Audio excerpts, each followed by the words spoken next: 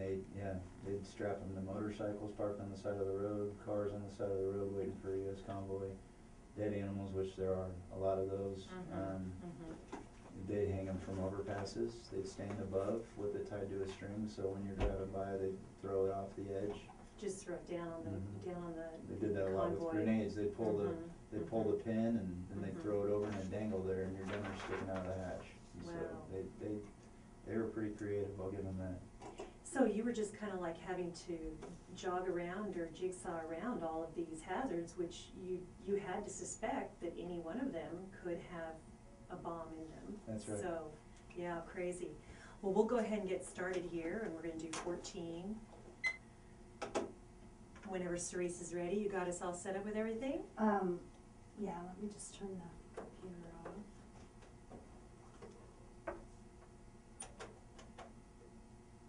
Okay. This is Joan with the Joan Yurkovich Show, 910 KINA, Saturdays at 9 a.m. And you can also see us on joanyurkovich.com for the video, as well as the podcast or live stream on salinapost.com. We have an interesting guest this morning. Here with us is Ashley Jarvis, a serviceman who's going to come and talk to us about post-traumatic stress disorder, PTSD. I also want you to be sure and stay tuned for our second part in today's show, where we have the Salina private investigator. He has a lot of dirt to talk about people in Salina, so you'll want to stay tuned for that. So hi, Ashley. So glad to have you here with us today. Thank you, Joan. Thanks for having me.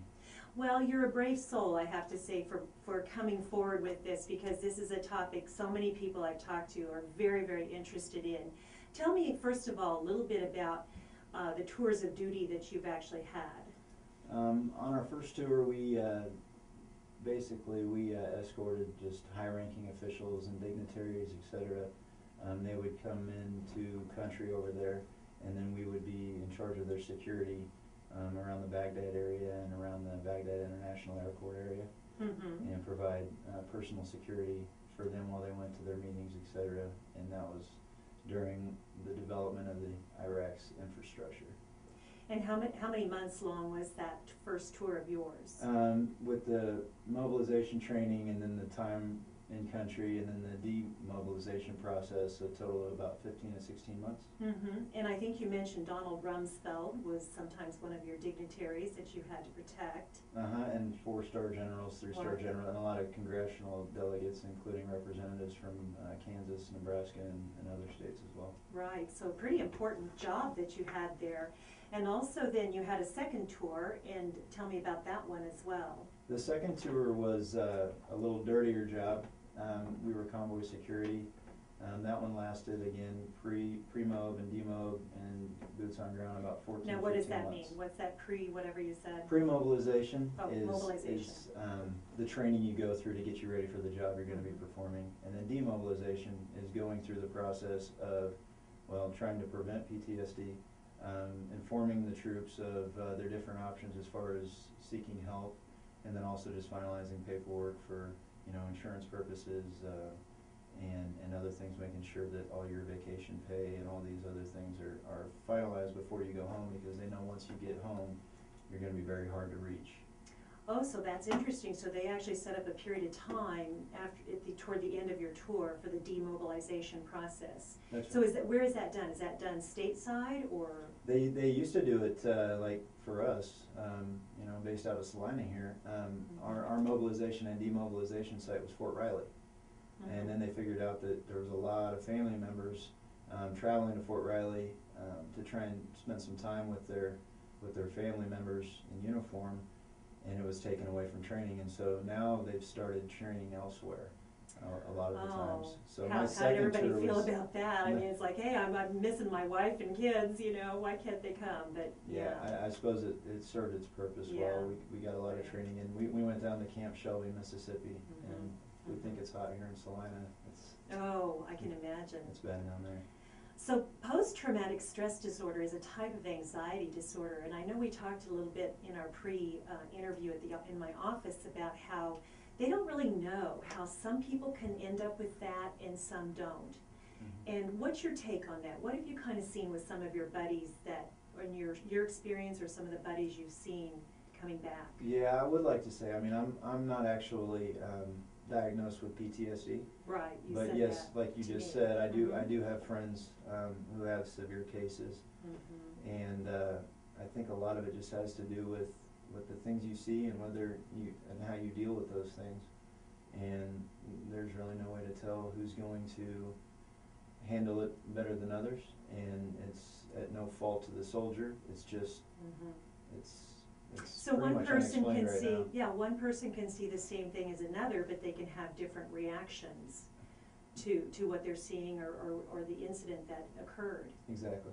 And I was also reading exactly that, you know, even the doctors that come back and try to treat it can't really tell us why one person has a reaction and one doesn't. There was some talk about social support systems and family support systems might help when people come back, but that's also not an exact science as well.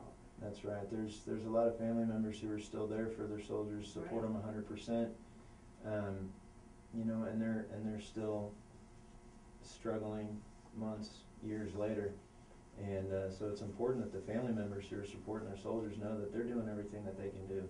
Absolutely. And I think one of the biggest cures to PTSD is just time Mhm. and understanding. And like I was telling you in your office, the best way I've learned to deal with the stress of situations when they keep you up at night and stuff is to talk to somebody who's either been in similar situations, or for me, what works best is speaking with my buddies who Mhm. were there with me and who experienced the exact same thing at the exact same time.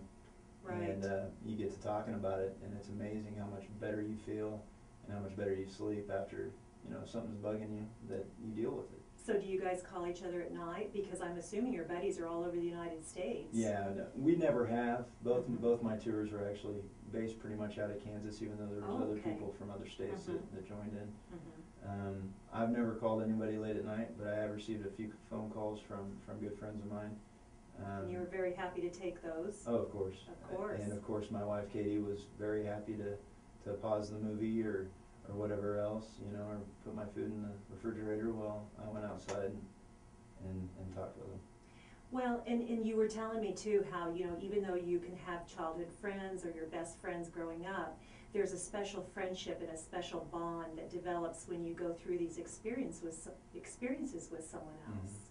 Well, I mean, a good way to relate that too is if it weren't for the military, I don't think that I would have too many good friends, like you said, no matter how Mhm. long I've known them, Mhm. that have gone through some of the most traumatic experiences in my life right alongside with me. Mhm. You know, I mean, there's a lot of friends who may have helped me through hard times, but actually been there by my side or possibly saved my life or vice versa. That's a pretty strong bond. No kidding, if someone saved your life or, Mhm. you know, vice versa, like you said, you know, you step in, there's just nothing like that to bond somebody. The best thing I can relate to, Joan, is probably being in the hospital with your wife when your child's born. Mm. That's one of the most, I don't want to say traumatic, but I mean memorable moments you'll ever have. One of your most profound life experiences, and when you do that together, you're bonded for life by that experience. Exactly. But it was interesting to me, Ashley, when you kind of talked about some of this, that you know, there's a part of me that thought that maybe people who've seen these traumatic things just want to shove them aside. But you said that even if you start talking with them and you meet up with them and you talk about superficial things or how are the kids, how's the family and that, you always get back to some of these experiences. Yes, and that's probably one of the harder things is that for somebody who comes home and does not keep in touch with the soldiers that he or she was with, they stay down there because you're not as comfortable speaking with somebody who wasn't there or may not even understand half of what you're saying because it's in military, you know, jargon. Right. But when you get with those buddies again, you get to pull that back out of the closet, discuss it, and little by little, little pieces of that puzzle get thrown out instead of put back in the closet. At least, I mean, that's how I feel. And that's what you had said, you know, you don't have PTSD yourself, but, you know, you certainly have come home with these experiences. They've changed your life and who you are forever. Yeah. You don't just shove those aside, but you feel that if you don't put them in the closet and bring them out and look at them and process them, that's helpful. Is that Mhm. what you feel? Yes. Certainly with your buddies? Yes, and even if you're just talking about the funny times, Yeah, exactly. you still feel better That about bond. yeah, and Yeah, I don't have PTSD, but I can tell you that a lot of buddies of mine that are in the same shoes as we still have anxiety issues. Mhm. We still have problems with crowds. We still have problems with, you know, just certain noises mixed together. Um, there's all different forms, but I don't truly think that any soldier goes over and comes back 100% the same.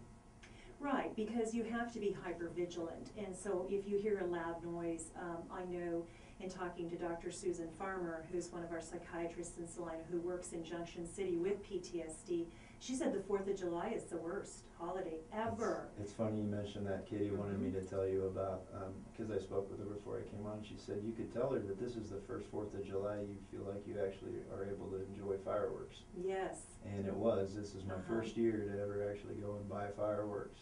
I thought it was kind of fitting, you know, with the whole passing of the fireworks. Yeah, and all this that. was your year to come out too. That's right. I know Dr. Farmer said that, I was talking to her, it was probably last year even, I think it was, that they have a special support group for the 4th of July, like on the 4th itself, or there was a special time they do that, because it just makes sense that when you're trained to be hypervigilant and all of that, that you'd have those reactions. And you've had some buddies that have had some really tough times, haven't you? Do you Yeah. want to tell us something just to put a face on that a little bit? What they and their wives and families go through? Yeah, I've got a friend who basically, after a few months, he had numerous TBI, which is traumatic brain injuries due to IEDs, and he was our lead vehicle, etc. So he got hit quite a bit, and there was just one right before we came home that really scrambled him. When he got home, after a few months, his wife left at about 8 o'clock in the morning to go to work. And when she returned at 6 p.m., he was sitting on the front porch. He'd taken a chainsaw and basically cut down every tree for almost 200 meters around his house. They lived in a big lot out in the country. And then he dragged the trunks, etc., and made sort of fighting positions around the house. Little Because barricades. He got such high anxiety just sitting on his porch he couldn't see because of the trees. So he cut them down so that you could see out, I don't know, 2-3 football fields. And then Right. dragged him into kind of fighting positions. And when I asked him, you know, as far as, well, you know, what caused it, or he had no recollection. He just made this decision that he was going to do it, and doesn't really remember much except when his wife got home and trying to explain what happened, and he had no idea. And that was a monumental task it had to take hours and the physical strength and all the energy to do that, and yet he couldn't explain it. Well, and the saddest He part couldn't about it is, explain. Joan, is that basically, you know, he's been considered unfit for duty, and he's one of those guys, which I've known a few. They were born to be soldiers. I mean, that's all he ever wanted to be. He loved it. He devoted his life to it, and now he's unable to do it. Right, and yet you also talked about then what kind of support system is there for him with the military getting out? You know, you said he's unfit for duty, he can't even have a desk job, he can't do anything. How do they support the servicemen who have that severe of a disability? Well, he's now finally on permanent disability. However, it took almost 2 or 3 years to get through all the red tape. Wow. And they almost lost the farm. Yeah. I mean, they had quite a few support systems out there that were for donations, basically, to help them keep their land Community and everything. donations so they didn't lose their house. Exactly. 2 to 3 years, and I would assume then he's not getting any sort of payment from the government for his time of service or nothing? I don't know the ins and outs whether or not he there's a finally gap got back there. pay, but I can tell you that banks don't tend to like and sit back and wait for No, No, they cases, don't. et cetera, to come through. right. And so, I don't know if he was back paid, et cetera. I do know that it went all the way to basically the state congressional level.